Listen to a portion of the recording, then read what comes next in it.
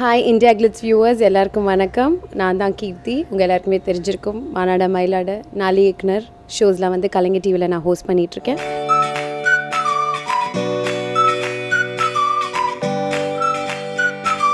நாங்கள் 2 பேர் வந்து சைல்ட்ஹுட் ஃப்ரெண்ட்ஸ், நானும் சாந்தனுவும்.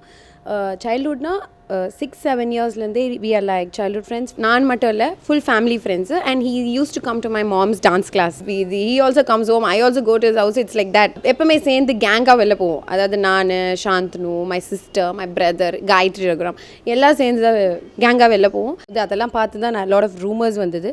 It was just a rumour. But after this எங்களுக்கு என்னென்னா like why can't we talk to each other and ask our parents and see. நானும் சரி, சாந்தனும் சரி, we just keen on that.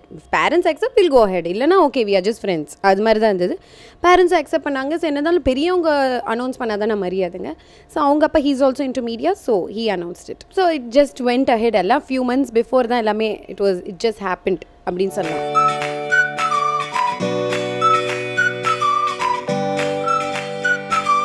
யா, சாந்தனு பற்றி என்ன நிறைய விஷயம் இருக்குது. Is like more like a friend to me.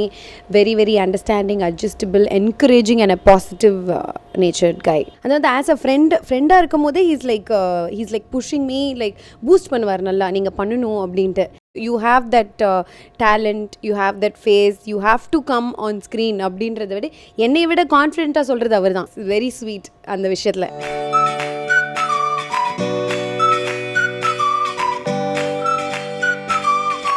Bhagyaraj sir கிட்ட நான் அவ்வளோ பேசல.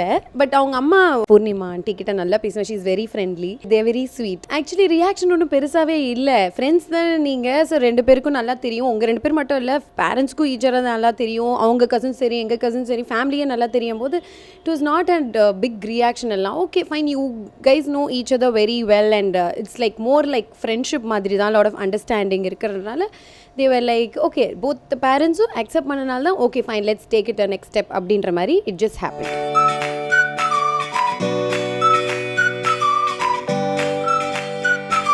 காயத்ரி மேம்லாம் நாங்களாம் வந்து ஒரு கேங்கு. காயத்ரி மேமு, சாந்தனு, நான், எங்கள் அக்கா எல்லாம் கேங்கு தான் சொல்லியிருக்கேன், எல்லா கசின்ஸ் எல்லாம்.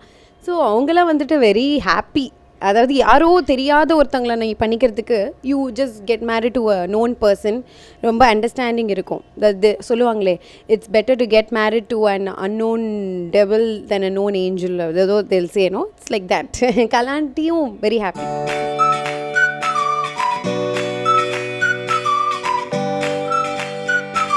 நான் வந்து சென்னையில் தான் பிறந்தேன், சென்னையில் தான் வளர்ந்தேன். இங்கே தான் ஸ்கூலிங் அண்ட் காலேஜ் இங்கே பண்ணேன். I did my visual communication. ஸ்கூலிங்கில் வந்து நான் ஃபேஷன் டிசைனிங் பண்ணேன், காலேஜில் விஷுவல் கம்யூனிகேஷன் பண்ணேன். So both of them is set in to media. ஸோ எனக்கு இது ரொம்ப ஹெல்ப்ஃபுல்லாக இருக்குது. ஃபர்ஸ்ட் நான் வந்து ஒரு ஃபேஷன் டிசைனராக இருக்கணும்னு தான் ஆசைப்பட்டேன். அதுக்கப்புறம் I did my styling with star Vijay. அதுக்கப்புறம் I got in to anchoring. So இது எல்லாமே எனக்கு ரொம்ப ஹெல்ப்ஃபுல்லாக இருந்தது media.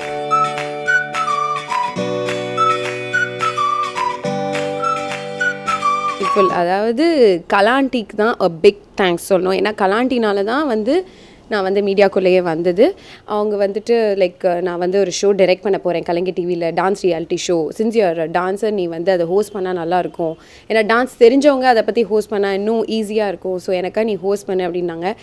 My dad is very strict. ஏன்னா அவருக்கு மீடியாவில் என்டர் ஆகிறதே பிடிக்காது. But then since it's my family show, my sister is the co director for the show, my uncle is the script writer for the show, my brother is the assistant director. So இப்படி இருக்கும் போது சரி என்ன பயம் சொல்லிட்டு he allowed. And I was like okay let me ட்ரைன்னு சொல்லிட்டு இதுக்குள்ளே என்டர் ஆனேன். இது மானாட மயிலாட பண்ணும் போதே ஃபர்ஸ்ட் சீசன் முடியும் போதே எனக்கு இன்னொரு ஷோ நாலு இயக்குனர்னு ஒன்று வந்தது. It's for upcoming directors. அந்த ரீச் எங்கேயோ போயிடுச்சு. நாலு இயக்குனர் இஸ் ஆல்சோ வேர்ல்டு வைட் இப்போது. ஸோ அந்த ஷோவை நான் ஆங்கர் பண்ணேன். So I been hosting 2 shows in Kalaignar TV.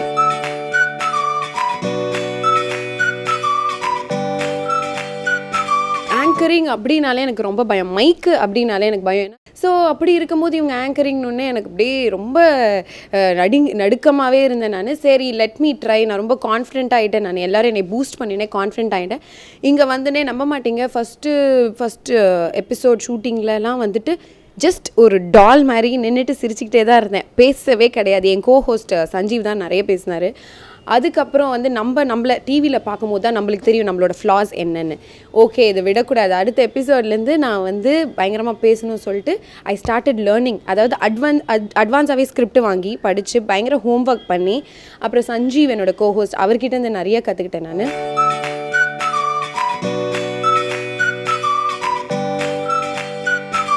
ஒரு நாளைக்கு கிட்டத்தட்ட I have to see around 15 to 16 films பார்க்க வேண்டியது இருக்கும். ஏன்னா அவ்வளோ எபிசோட்ஸ் எடுப்போம், எல்லாம் ஷார்ட் ஃபிலிம்ஸு.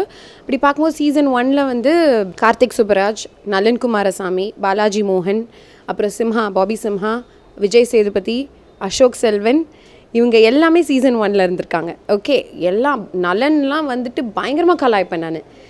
எங்களுக்கு இன்ட்ராக்ஷன் இருக்கும், கண்டஸ்டன்ட் வராங்க, அவங்களாம் அப்போ பயப்படுவாங்க. ஓகே, நான் தான் பயங்கர ஒரு ராணி மாதிரி இருந்தாங்க, இப்போ பார்த்தா அவங்க ராஜா மாதிரி ஆகிட்டாங்க. இப்போ நிறைய பேர் இந்த சீசன்லேயே வந்துட்டு சுந்தர் சி சார், அதுக்கப்புறம் பரத் பாலா சார் வந்து இப்போ இருக்கிற கண்டஸ்டன்ஸை புக் பண்ணிட்டாங்க. அதாவது டைரக்ஷன் பண்ணுறதுக்கு, எடிட்டிங்க்கு, சினிமாட்டோகிராஃபிக்கு எல்லாமே 4 இயக்குனர்லேருந்து அந்த பஞ்சாக அந்த டீம் இருக்கும், அவங்கள அப்படியே புக் பண்ணிட்டாங்க. ஸோ இவங்கெல்லாம் வரும்போது பார்க்கறதுக்கே ரொம்ப பெருமையாக இருக்குது. அவங்கெல்லாம் வந்து அவங்களோட ஷார்ட் ஃபிலிம்ஸ் அப்போ நடிக்க எனக்கு கூப்பிடுவாங்க. நான் ஐயோ நான் பண்ண மாட்டேங்க. இப்போ பாருங்கள் பெரிய டைரக்டர்ஸ் ஆகிட்டாங்க, இப்போ நம்ம தான் அவங்ககிட்ட கேட்கணும்னு நினைக்கிறேன். அந்தளவுக்கு ரீச் இருந்திருக்கு. So it's really great. And இப்போ சீசன் 6க்கு அவ்வளோ என்ட்ரிஸ் வந்துட்டுருக்கு 4 இயக்குனர். So I'm really proud to be a part of this show, this 4 இயக்குனர் அண்ட் மானாட மயிலாட.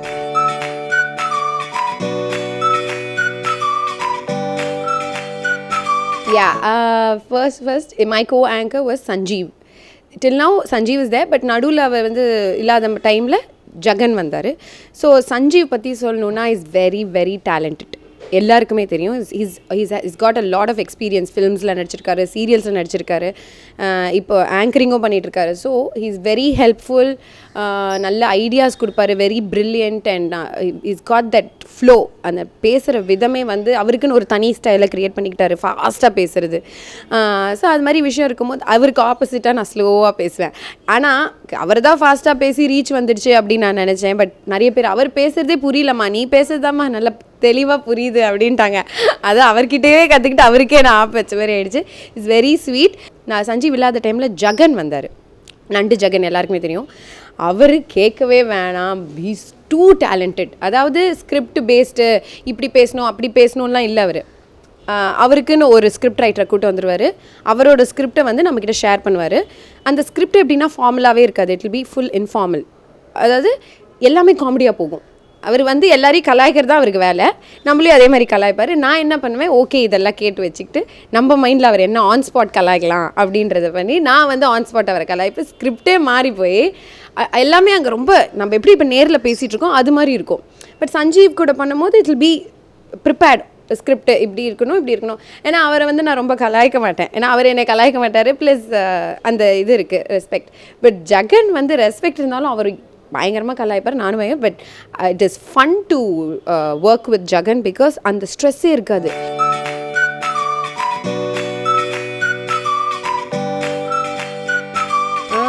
ஃபேன் எக்ஸ்பீரியன்ஸ் ஒருத்தங்க இருக்காங்க, அவங்க வந்துட்டு பேர்லாம் சொல்ல விரும்பலை. என்னோடய சீசன் 1லேருந்தே ஹீஸ் பீன் ஃபாலோவிங் மீ. அதாவது வந்து எனக்கு ஃபஸ்ட்டு ஆர்குட்னு ஒரு இது இருந்ததுல, ஃபேஸ்புக் மாதிரி ஆர்குட்னு இருந்தது. அதில் வந்து கீர்த்தி ரசிகர் நற்பணி மன்றம் சொல்லிட்டு, அப்போவே எனக்கு அதுக்கு அர்த்தம் கூட தெரியாது, எங்கள் அப்பா கிட்ட கேட்டு தான் தெரிஞ்சுக்கிட்டேன். சீசன் 1லேயே ஆரம்பித்து ஒரு பேஜ் ஆரம்பித்து அதில் வந்து இவர் வந்து நிறைய ஃபேன்ஸ் எல்லாம் வந்து இவர் அட்மின்னாக இருந்து எல்லா நிறைய பேரை வந்து ஜாயின் பண்ண வச்சுருந்தார். அது எனக்கு ரொம்ப நாளாக தெரியவே தெரியாது. அப்புறம் தான் யாரோ சொல்லி நான் அந்த பேஜ் போய் பார்த்தா என் ஃபோட்டோ போட்டு அதில் வந்து நிறைய கமெண்ட்ஸு வியூஸ் எல்லாம் நிறைய பேர் ஷேர் பண்ணியிருந்தாங்க. அதில் ஓகே யாருடா இதுன்னு பார்க்கும்போது அப்புறம் அவர் வந்து எனக்கு பர்சனலாக மெசேஜ்லாம் அனுப்பிச்சிட்டு இருந்தார், நான் அவங்களோட கிரேட் ஃபேனுங்க, நான் அவங்களோட சீசன் 1லேருந்து ஃபாலோ பண்ணிகிட்ருக்கேன் அப்படி இப்படின்னு சொல்லி.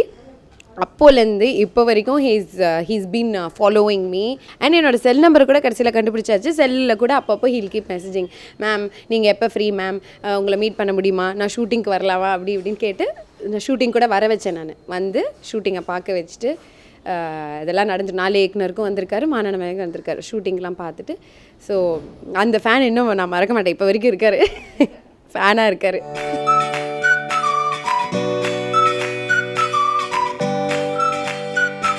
ஷூட்டிங் ஸ்பாட் வந்து ரொம்ப ஜாலிங்க. அதாவது சொன்னேனே ஃபேமிலி தான் மோஸ்ட் அங்கே இருக்கும்.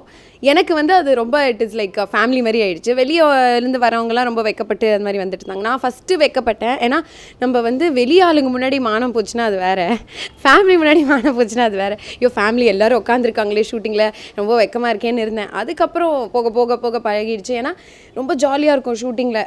டான்ஸ் வேறு இல்லை, கேட்கவே வேண்டாம். எல்லாம் பயங்கரம் டான்ஸு, ஃபன்னு, மியூசிக்கு, நல்ல சாப்பாடு. ஸோ இது மாதிரி ஜாலியாக போயிட்டுருக்கோம். இல்லை டான்ஸு அந்த பிரேக் டைம்லலாம் ஜட்ஜஸோட போய் இன்ட்ராக்ட் பண்ணுறது. ஜட்ஜஸ்லாம் ரொம்ப ஜாலியாக இருப்பாங்க, யாருமே ரொம்ப இதாகவே இருக்க மாட்டாங்க. ரொம்ப ஜாலியாக இருக்கும் அது மாதிரி.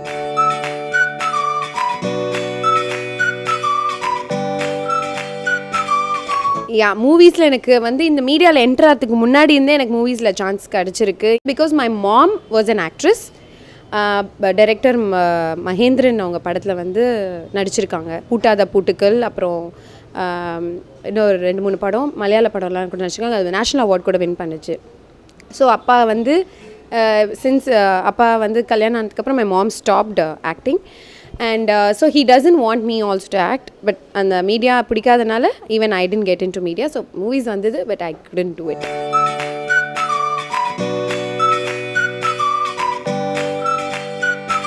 நான் வந்து why don't I give it a try அப்படின்ற மாதிரி I've spoken to my dad. He's like 50-50, he's still not satisfied. But if இப்போ இன்னும் வந்து ஒரு நல்ல ரோல் வந்துச்சுன்னா, நல்ல லீட் ரோல், நல்ல இம்பார்ட்டண்ட் உள்ள ரோல் வந்துச்சுன்னா I will do. Because I've been hearing scripts. I started hearing scripts. Recently I've started hearing scripts. ஏன்னா நம்ம நாளே இயக்குனர் பசங்களே வந்து they've been approaching. ஸோ நல்ல டீம், கம்ஃபர்டபுளான டீம் இருந்தால் I thought அது மட்டும் இல்லை, நல்ல இம்பார்ட்டண்ட் ரோல் இருக்கணும். That's what I'm waiting for. If I get, I will surely do.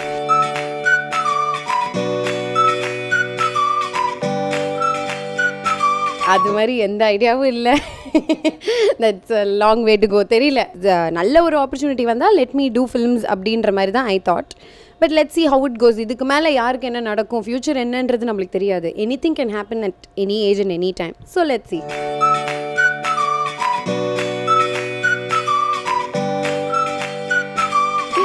என்ன பண்ணுறது, நம்ம பிளான் பண்ணுறது ஒன்று, கடவுள் பிளான் பண்ணுறது ஒன்று. So let's see. ஆனால் but I am sure I will continue my work in media. Because அவங்க ஃபேமிலி வந்து மீடியாவில் இருக்கிறனால they are very very supportive and encouraging. So நீங்கள் நான் என்ன ஒர்க் பண்ணாலும் they are like very good, you just carry on, we are there to support யூன்ற மாதிரி இருக்காங்க. So I am going to continue my media work. ஆங்கரிங்காக இருக்கட்டும், ஆட்ஸாக இருக்கட்டும், what ever it is, I will just continue my work.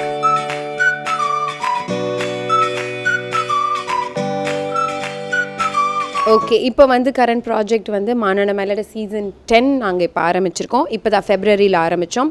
It's really going great because we have new judges, we have new stuffs இந்த சீசனில். ஓப்பனிங்கே நாங்கள் வந்து லைவாக பண்ணோம், 2.5 hours without no ads, cut ஷாட்ஸ்லாம் இல்லாமல் லைவ் பண்ணோம். அது நல்ல ரீச் கொடுத்துச்சு.